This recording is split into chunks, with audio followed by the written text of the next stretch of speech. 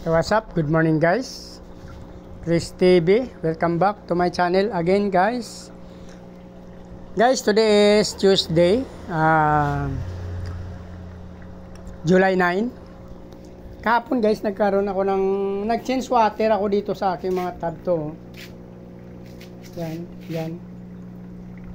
Hindi ako nakapag-video guys.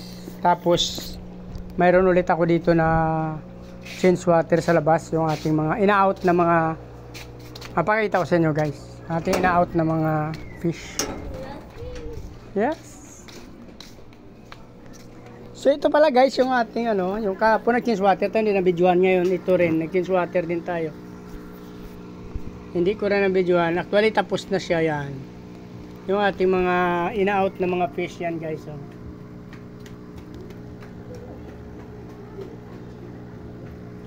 So kakaunti na lang sila guys, yan, lalo na yung ating muli at naubos agad, ilang piraso na lang naiwan. Kasi mababa lang yung benta natin. Yung ating black moose ko guys, in-out na rin yan.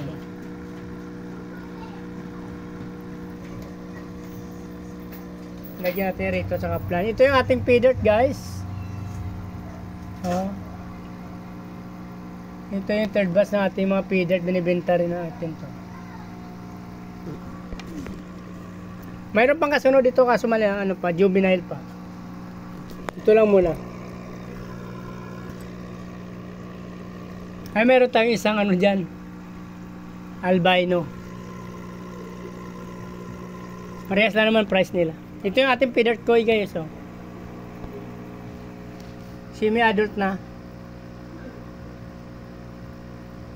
Yan. Meron tayong albino red tail. Ito guys, crossbreeds to ng feeder saka AFR. Yan yung labas nila, F1. Ito yung F1 natin. Yung iba na breed, ginawa natin breeder. Ito yung mga naiwan na lang.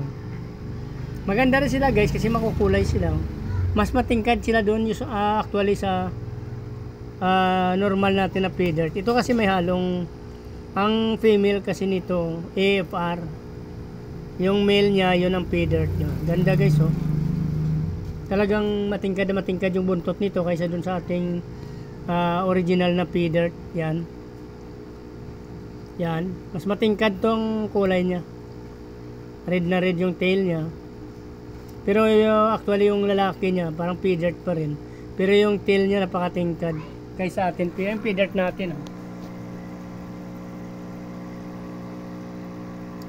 dark red yung pay dirt natin, yung tail. Ito naman orange red yung ating pay dirt na nakakross sa AFR. Yan, ganda nila guys mayroon pa ako yan dun sa juvenile pa yung kasunod nito. Marami tayo ng ganito guys. Kung sinong may gusto, paki-message nyo lang ako pag sino nakakita ng video na to at may gusto, magustuhan nyo guys, mag-message kayo sa PM nyo lang ako guys. Yan,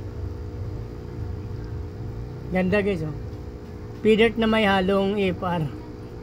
Napaka-ganda nila guys. Napakatingkad ng kulay. Mas matingkad siya doon sa ating original na pay dirt. Yan. Marami ako nito guys. May sunod na to. Yung kasabayan nito, kaunti na lang ito sila kasi yung iba nabenta na natin. Tapos yung iba naman ginawa kong breeder.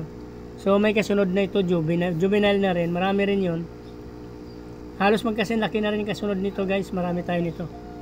Mayroon pa tayong ilan-ilan danyo yan mababa lang binta natin sa danyo natin guys yan. Since tayo naman nito, nagpapalaki at nagpapaanak, nagbe-breed kasi tayo guys, kaya mababa lang presyo natin. Mayroon pa tayo dyan yan yung ating malapit na rin natin i-out yan, yung aking dwarf blue panda. Malin na sila, puti-puti na guys, bagong change water. Hindi ko na dinamihan ng tubig kasi para makahinga sila ng maayos. May nangihina doon isa mukhang mamamatay na naman yung isa na yun.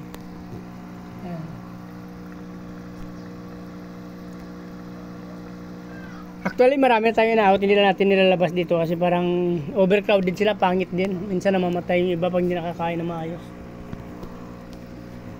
Ito pay dirt ko ito guys. Yan.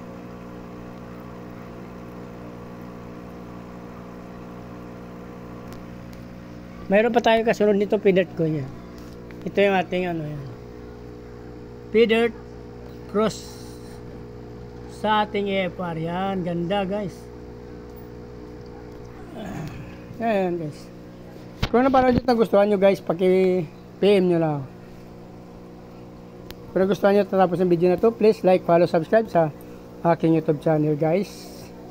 Sama nyo rin yung notification bell para araw-araw kayo updated sa mga video na in-upload natin. Maraming salamat sa patuloy na support at panonood guys. Pakipollow nyo ng aking Facebook page, Chris Moliano guys. Maraming salamat at mabuhay kayo hanggang gusto nyo. Bye-bye!